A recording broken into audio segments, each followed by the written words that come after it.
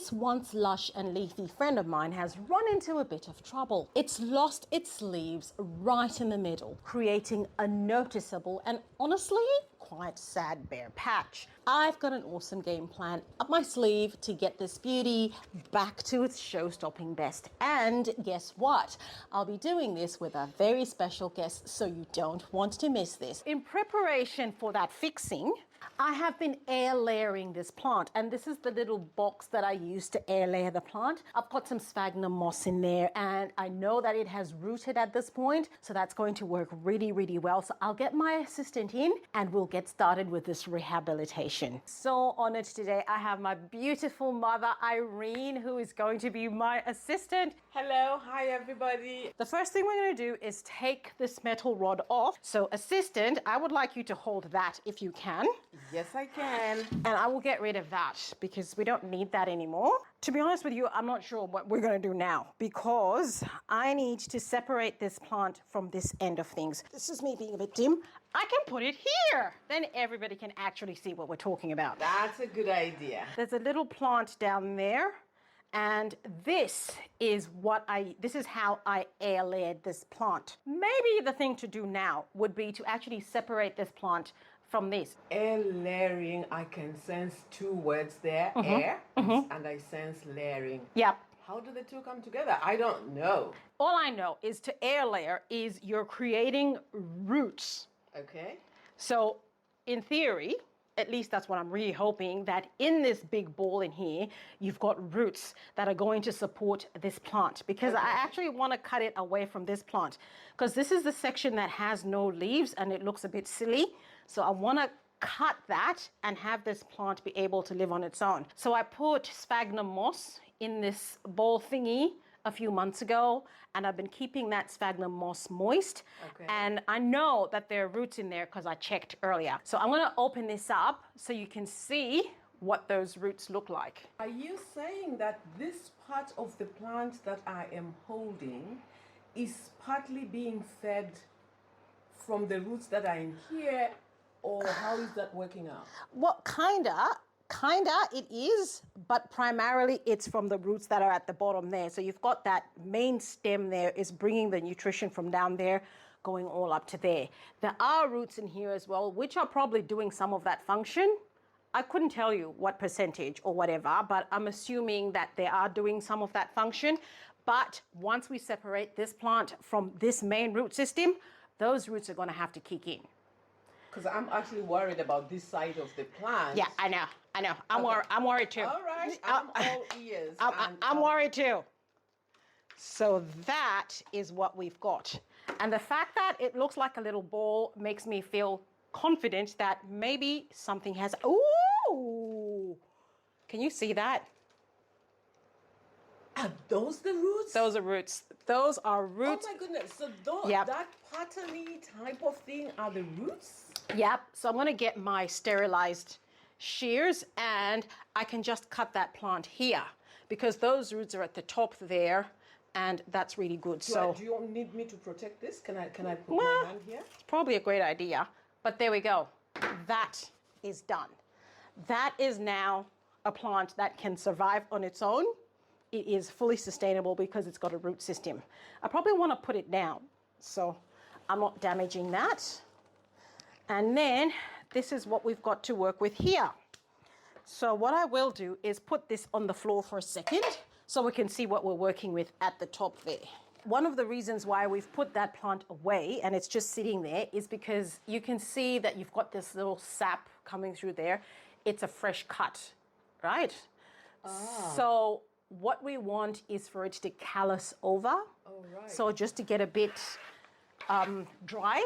Right. So I'm going to leave that to dry for a little bit. But I now have my tarp. I love my potting tarp. And we're just going to raise my table. I've got a fancy table, don't you think? I love this table. Wow. It goes up and down. Oh my God, so I don't have to bend. No, you don't have to bend. I don't have to bend either because my knees aren't what they used to be either. You know what I mean? Did you just say that? Yeah, I did just say that. Okay. Yeah, because I'm on the wrong side of 45 now. Oh, wow. Just don't let it come to me. Okay, so now what I want to do is take this pot out. Look at that. Oh, wow. That's impressive. Look at those gorgeous my roots. That is amazing. I love that. So we'll put that away. This is actually one of my very special Lechuza pots. So if you're feeling very generous, Mum, you know, you can buy me one. Okay. I love these. They're very expensive. Okay. They're quite expensive, but they work really, really well. So now you can see I've got 2 plants effectively on this. This is my other plant, and this is the bottom part of the plant that we've just separated. I see that. So what I really want to do is, I don't know if I can and how this is going to work out. It starts to get really complicated. Is there another pot in there? No, there isn't. So I want to take this leca out. So I get, see, because I'm not used to having an assistant. I'm actually not using you. What you want me This to is do. weird. All right, I need you to pick that up. Okay. And we're going to try and tip that leca into this. Yeah. All right, keep tipping. Okay. I'm going for it. Yeah. That's exactly what I need. Oh, yes. Excellent. Excellent. Oh, wow. That is fantastic. You can hold on to that moss pole. I am. So now we can actually, see, we're going to lose. We won't break any of those. We are. We are. Invariably, we're going to lose some of those roots because they have come through underneath there. Is there anything we can do about that? Not really, but it's fine. Because, see, this one is actually coming from here. I could probably pull it out. I think you can pull out some of that. Yeah. But it doesn't really matter because, you know, plants make roots all the time. Okay. So I'm not too fussed about that. So, see, the roots that we've lost, they're quite dark. They easily break. Those are probably going to die anyway. Yeah, exactly. Okay. So that's fine. And now, this is what we're working with. I'll clip that down so everybody can see. So we could probably try and separate this plant. Can you smell it? Yes, I can. Yep, yep. Oh, wow. Yep. Can you smell the goodness? Yes, I can. Yeah. Now I understand why. I go, you do and what I sniff the plants because that smell is so wholesome. The life of the plant. Exactly. That is my one plant. When I put that plant in that pot, it was very, very small, but that's really good. So what happens when you have these roots intermingled the way they are? Nothing. You can separate them depending on whether they're amenable to, see, that pulled out really easily. That's great. Now I need to think about what I want to do with this plant actually. So what can happen is I can either chop it there and chop it there, and I can have 3 cuttings to either give away or sell or whatever. Or maybe I'll just cut it there and let this one just keep climbing up that moss pole. I think that's what I'm going to do actually. Okay. That just makes things so much easier for me. And then when I cut it there, one of these the growth point is going to be activated, probably this one, and then it'll start growing up and the plant will, you know, just be as good as normal. So I'm going to pot this up in another pot and just have another Florida ghost. So I'll have 2 Florida ghosts, if you will.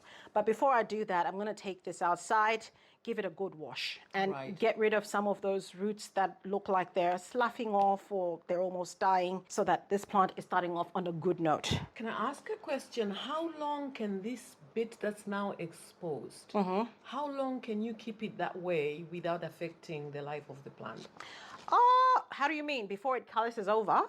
Or do you have to do anything to dry well, it out? you could. Some people actually put cinnamon on there. Okay. So cinnamon is good because it's said to have antibacterial properties. Right. So that will work really well. There's a few other things that people are even known to put super glue, stuff like that, just to close off that wound. Just something that can act like a Band-Aid to close it off.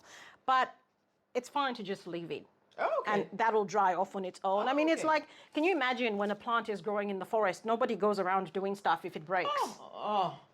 And that makes a whole lot of sense. the plant survives. So, you know, human beings think that we need to fix things a lot. But plants have been around longer than we have. We are fixers. We're fixers, yeah. Not very good fixers a lot of the time. So this one, we're going to just put that down there. And, oh, you know what else we can do with this actually? So this is what essentially would be called a wet stick. We can turn this into a wet stick. So I could probably cut this like that and have like 3 sections and put that in a nice, bright, warm spot, put some sphagnum moss or something, and the plant will start to grow. So you can Just from actually that. get 3 plants out of I can get this? 3 plants out of these. I'd love to see that if you can. You're like, okay, alrighty. So we are going to wet stick. Well, I am going to wet stick because she'll be leaving soon. I am going to wet stick this philodendron Florida Ghost and show you how it's going to work. And yeah, maybe I might do a giveaway with the plants that grow from the wet stick. I'll be following your videos, Okay. particularly looking at that. Okay, no pressure, Nora. So, you know, if I'm just saying, if they don't That's me. if they don't survive, I might resort to some, you know, cheating tactics. So this leca that we've got out of that pot, we are going to, I have to go and sterilize it. I'm going to wash it, I'm going to sterilize it, and I can use it for another plant. Okay. That's the good thing with using leca. So the next stage in this process is I am going to take this one outside, give that a wash. I'm also going to take my plant with the sphagnum moss and give that a wash because I don't want to put the sphagnum moss in my new clean leca. Okay. And then we will have to go outside, clean out that pot Right. because that's the same pot that we're going to use because we're going to put this plant and the other plant back on another moss pole and then pot it back up in that pot. We've still got a lot to do. So this is the one that we air layered. Let's get rid of that thing, shall we? This is the one that we air layered. So we're now going to have 2 plants. This one, which is lovely and huge, and this one. So I like to have 2 plants growing up in a moss pole. Okay. Just to give it that bushiness. Right. So it starts to look a bit more like a tree or a bush than just the one plant. Right. I understand. I understand. So these guys are going to be in the same pot. Yep. And you will end up with this lush bush that I see behind me. That is the plan. Yeah, something like that. Yes, that is the plan. So we're going to take these outside, give them a wash, and then we will be back. Okay. Okay. Okay, and we are back from washing our plants. Now, I want you to take a look at this one. So this is the plant that was air layered. It's okay. We've got lots and lots of roots. I like it. However, I'm a bit unhappy that all those roots are coming from just one. Ah. Yeah, I would have liked to see more roots Right. activated, but you know, beggars aren't choosers. I'm happy to go with that. So that's it. When we take off all the sphagnum moss, that is what that looks like. It's absolutely phenomenal, don't you think? That's really impressive. Now that you mentioned that it's only 1 point, what are some of your worries now going forward? Well, of course, if this root decides to cock it, then that's it. Then the plant has got no root system to help it, you know, take nutrition and water, and it invariably might die. So there's a lot of pressure to keep that one okay, but it's okay. I'm not too worried because even if worst case scenario happened and this one died, we've still got this one. Yes. And that's the root system for this plant. So you see this one has got 2. So that's 1 root system there coming from here and another one coming from there. And there's actually another one coming from there. And there's another funny, weird one coming from there. So 4 root point systems. And it's actually got some aerial roots as well there. So are we hoping that with this one we will see pretty much the same that's happening with that piece? Yeah, that is exactly what I'm hoping right now. So Okay. yeah. Here we are just keeping all our fingers crossed. So we're going to put these on a moss pole. All right. Now, this is a moss pole that I made earlier. Do you like it? I am really impressed. I like it. I'm really proud of this moss pole. It's a moss pole that's got a plastic sheet back. It's a proper D-shaped moss pole. It's got a lot of moss and tree fern fiber in there. So this one's going to stay really moist for a long time. But what's special about this moss pole? A lot of people always ask me, when you're using a moss pole in a plant that has leca, how do you keep the moss from falling into the leca? So if you look here, I've got the wire mesh folded over, I can see that. and that is what's going to keep the moss and tree fern fiber on this side of the pole, and this side of it is what's going to be in the pot. in the leca, in the pot, exactly. And so that's not going to be a problem. The other thing that I do when I'm making a moss pole like this one is I put this metal rod at the back. And see, this is actually quite a pretty long moss pole. I never usually start off with a long moss pole like this, but because I knew my plant is long and then it is going to grow, so I don't want to have to be extending. Okay. So there's actually two moss poles here. So this one here, and there's a join here. That's the second one. So I kind of did an extension at the same time. But before we put the plant on, we must do one thing. Okay. And this is really, really important. So I've got my pot here. I'm going to put my table lower because we're going to stand up the moss pole. All right. Yeah, and it's really important to do this because at the moment, this metal rod is actually movable. There's play in it, yes. Yeah. So I'm going to stand it up here because I need to know, this table probably needs to go down a bit more if it can. I hope it can. If I put that there, then I know what I want is, see, the movement is going up and down like this. So this moss pole can go up, it can go down. What I want is this moss pole to be exactly at the level of the beginning of the pot. Okay. So I don't want the moss to be inside that. Right. So at this point, I can actually now fasten my cable ties so that it doesn't move. I've just noticed that all the cable ties were loose. I hadn't seen that before. Yeah, they were loose. So when I'm making my moss pole, I keep them loose up until I know that this is where I want my pole to stay. And that's when I fasten them, and that's it. So now we can put the pot away because we don't need that right now. So what we're going to do at this point is actually attach the plant. Okay. But maybe I'll ask you to help me fasten these. I'll get something to cut them off. Okay. So that they're not in our way. I'm learning this. Yeah, well, good for you. I had to learn this the hard way. Well, I'm learning from you, so I get the best of both worlds. Lots of trial and error. But I find that this is the system that works really, really well for me. And then I don't have too many things to correct after the fact. All right. So I just get rid of these so our moss pole looks nice and neat.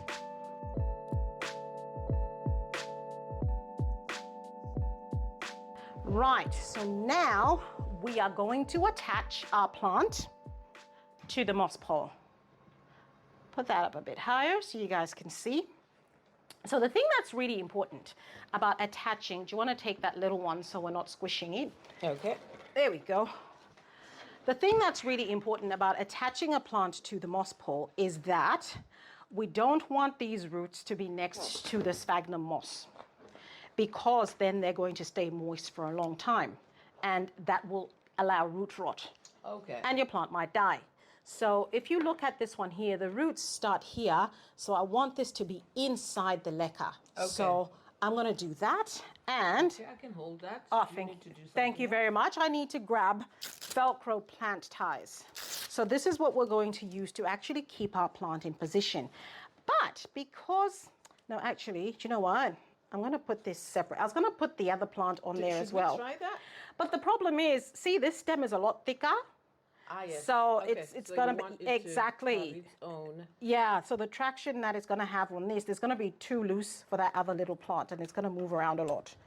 So I can see you have to do a lot of thinking about all the, you know, the processes and the changes that are happening as you're putting this together. Well, yeah, that's that. And that's the thing I love about taking care of plants. It's not just, you know, bang, bang, bang. But if you really, you can make it as simple or as complex as you want, depending on what kind of thought processes you have when you're doing your plants.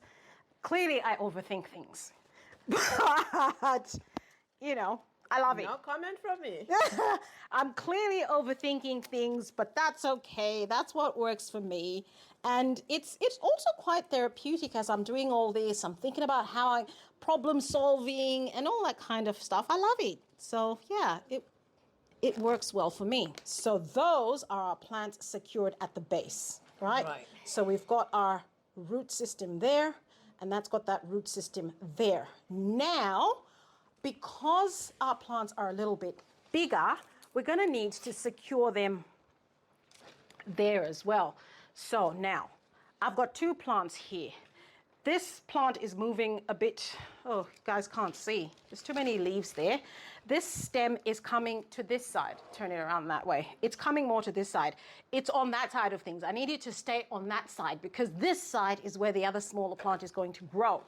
So this is where the manipulation starts. All right. Yeah. I'll hold that So part. we're gonna have to manipulate this plant, and I will have to be doing that as it keeps growing, just to manage where that plant is going to keep growing. It is a bit fiddly. So you can imagine when I'm doing this all by myself. So do you sometimes experience a plant actually breaking as you're trying to maneuver it into place? Okay, now why would you even ask that question? That's just such a nasty thought. Well, I mean, it just occurs to me right now that we could have an accident. Oh So my I need gosh. to know, is it possible? Well, yes, there have been a few occasions and tears have been shed. Okay. It's good to know. Things can happen, things do happen.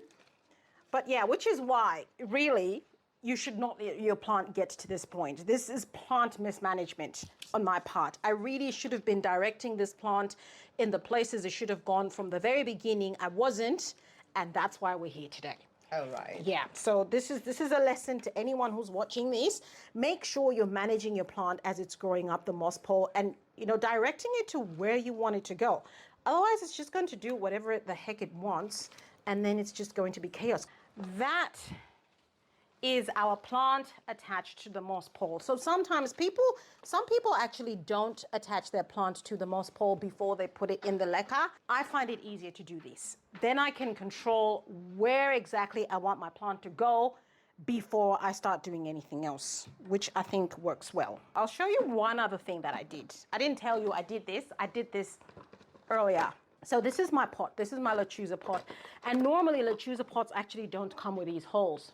Oh. Yeah, so I make these holes. These are what I like to call additional ventilation holes, just because I feel that the roots need a lot more air to go through them, because that's one of the things LECA does. It allows the roots to have a lot of air go through, and they're less prone to root rot. So I just feel that if the pot is closed, it's not getting as much air as it could than if it had holes. So I make holes. I make holes with my soldering iron, and that works well. So another thing I've done with this particular pot is I have added these little wicks. What do they do? So what this will do is I'll put my leca in there. The leca is going to be in there, and it'll be in amongst that wick.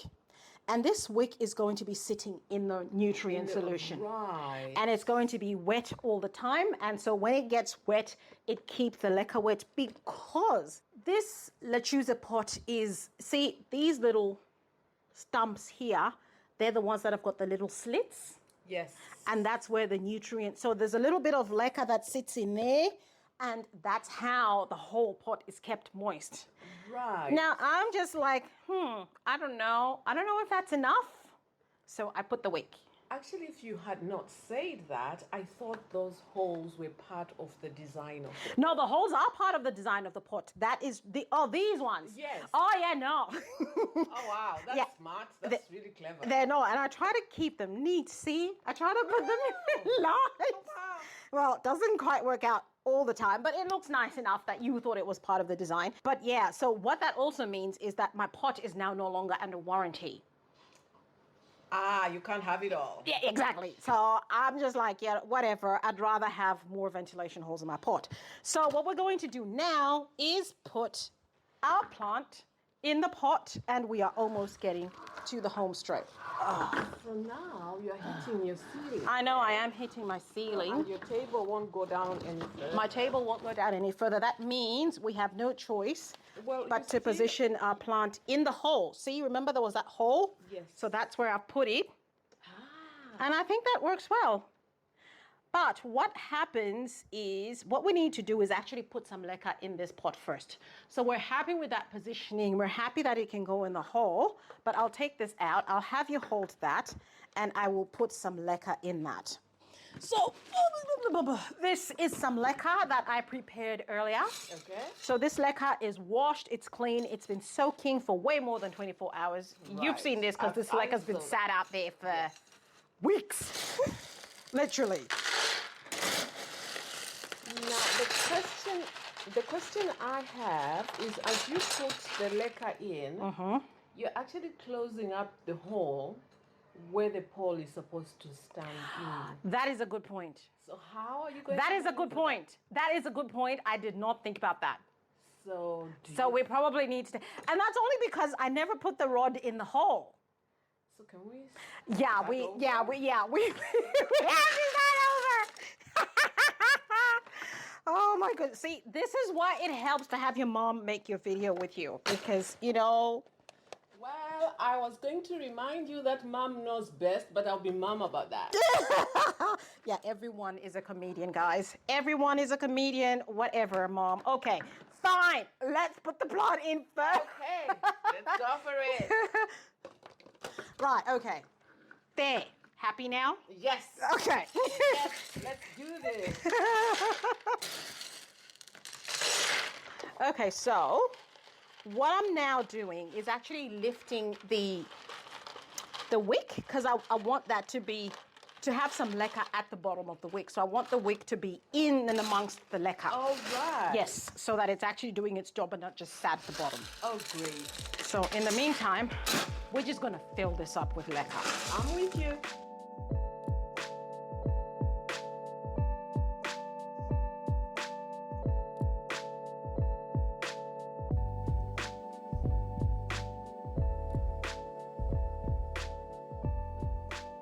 This is looking good. Now, Yes. I would like you to let go. Oh, Yes! Yes! is that it? That is it. That is truly it. That plant is now, I mean, doesn't that look so much better? It does. It looks gorgeous, actually. So much better. And I think that plant is going to grow so much better and it's going to love it. The next phase is Getting it into its, what do you call the other So this is the cash pot. This is the outer pot. This is the net pot in essence. So if you take that and I'll take the heavy bit. I think that it, Now, if you put it over there, then we can just slide it in. There we go. keep holding And on now to you can it? lift it up. Lift it up so it goes on the table. All right. Okay, that was something, but we did it. I can't see you now. There we go. Oh, wow. This is a wow moment. It is definitely a wow moment, especially because there was a lot of leca to go in there. But there's still one more thing we need to do. Okay. So at this point, this reservoir is empty. So this plant needs to receive some nutrition because it's growing in leca clay balls. There's no nutrition there. Right. And we're going to put a nutrient solution inside that reservoir. And I have some nutrient solution that I made earlier. And this is what I like to call my special sauce. So this special sauce contains Clonix clone solution and root zone. And what that does is it's just going to help those roots re-establish, get stronger. And then when that happens, I'm going to switch this over to foliage focus. That's what I use as a maintenance thing. The thing I love about Lechuza pots is this is a little indicator. Right. Yes, I can see the markings there. Yeah, so that says minimum and that says maximum. And as you fill up that reservoir, so there's some little areas there that you can use to fill up the reservoir. There's a little red mark there, and that's going to rise. You can see it bobbing up and down. Yeah. I can see it come out.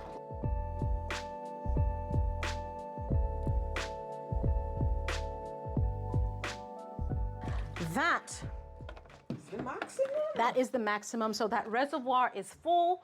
That leca is exposed to that nutrient solution. And remember, we had that wick that's going through there as well. So to keep this plant happy, I'll put it back in its pot where it's nice and warm. Right. And it's got lots of light. And that should work really well. So of course, ideally, I will be keeping this moss pole moist. I will try to keep it moist because if this moss pole is moist, then the arrow roots grow into it and it'll be easier to chop it up next time. So I won't have to air layer it. The moss pole itself is what's acting as the air layering. It's just because I was lazy with the moss pole on the other plant. So how are you going to keep the moss moist? Well, I've got my little sprayer that I use to spray, but then because this one is tree fern fiber, it's so easy to keep moist. I just put the nutrient solution from the top. So I use the same solution that I put in there, and I'll put it in from the top, and it just all seeps down. And that's how it stays moist. Mom, you better say bye, because I'm not sure if we're going to do another video while you're still here. Oh, thank you so much. Wishing everybody who's been watching happy planting. Bye.